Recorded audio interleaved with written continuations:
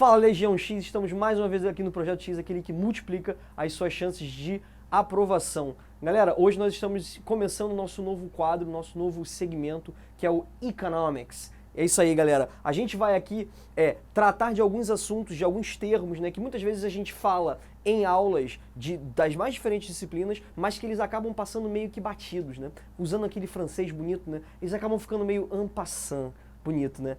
Se prepara que não é o único francês que a gente vai usar nessa aula, não. O que acontece, galera? E aí, a ideia nossa aqui é que a gente vai explicar alguns desses conceitos para você, para que isso fique mais claro. Então, nas suas provas, mesmo na prova de linguagens, isso tem acontecido bastante, há uma crítica constante na literatura em relação à questão da economia, na parte de geografia, na parte de história, enfim, para que você esteja mais bem informado. Galera, hoje, dando início a essa nossa nova série, a gente precisa falar sobre oferta e demanda. Algumas pessoas vão usar oferta e procura. Algumas pessoas até alçaram isso ao nível de uma lei, né? uma espécie de lei natural.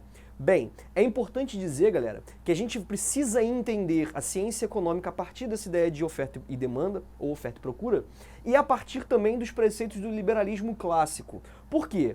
É importante a gente entender que, historicamente, o liberalismo vai ser uma das maiores forças propulsoras das revoltas, né? E aí você vai ter lá as revoluções liberais, etc e tal. Você já sabe isso lá das suas aulas de história.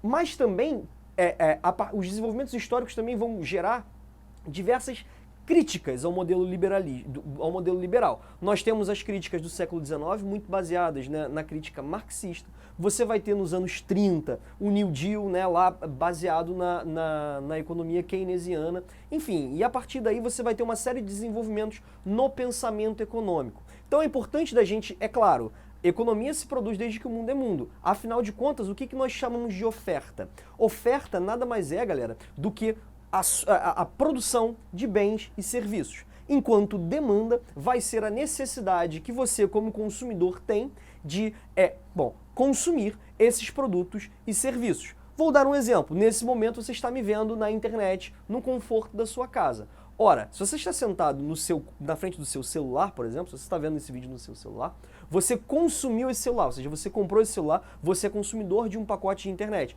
Do outro lado tem alguém que presta esse serviço para você ou que produz esse bem.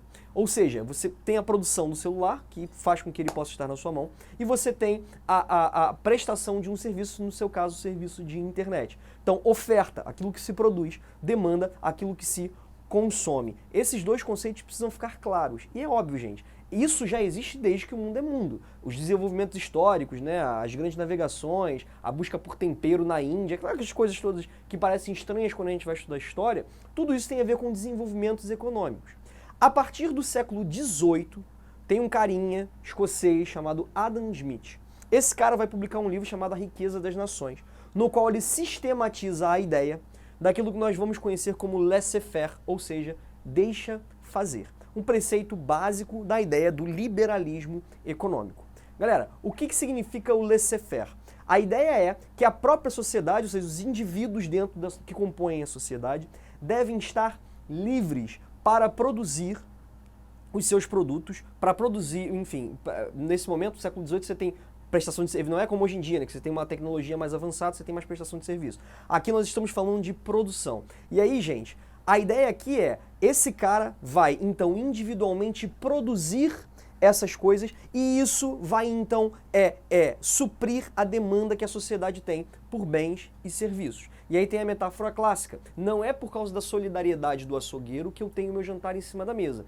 É sim pela sua busca por lucro. O açougueiro, querendo o seu lucro, ele vai lá e produz, corta a carne, etc e tal. Eu vou lá depois, então, e compro e eu tenho jantar em cima da mesa.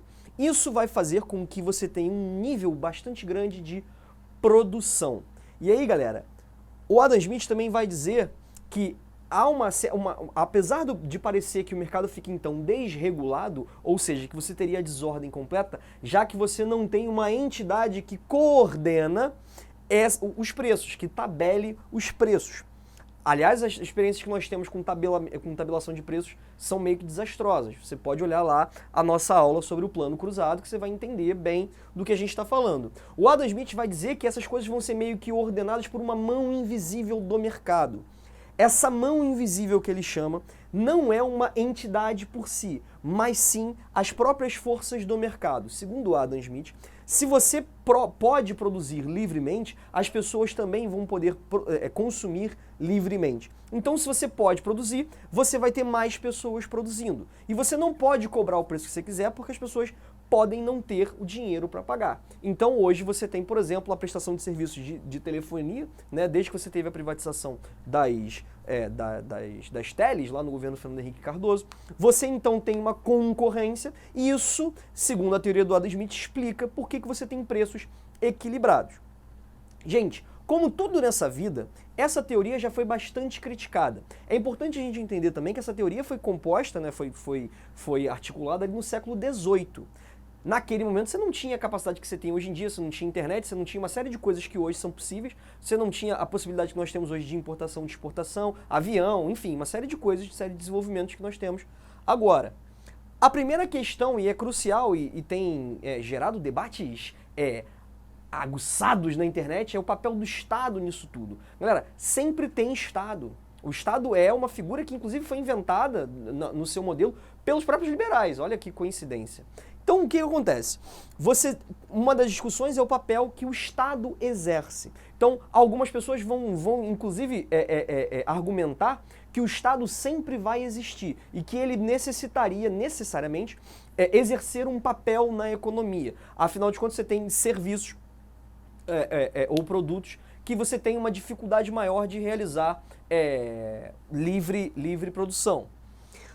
Uma outra questão, alguns comentadores vão apontar, né, que a tendência natural, ou seja, que o mercado, se você deixar que as pessoas produzam livremente, como propôs Adam Smith, ao contrário de você ter uma concorrência cada vez maior, algumas pessoas vão argumentar que grandes grupos, grandes conglomerados, tendem a exercer cada vez mais monopólio.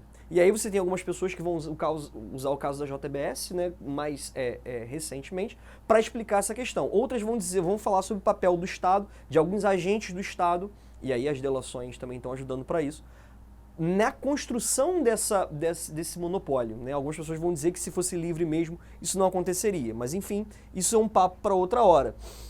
Além disso, algumas pessoas vão apontar das condições desiguais de competição e de acesso à informação. O que acontece, gente?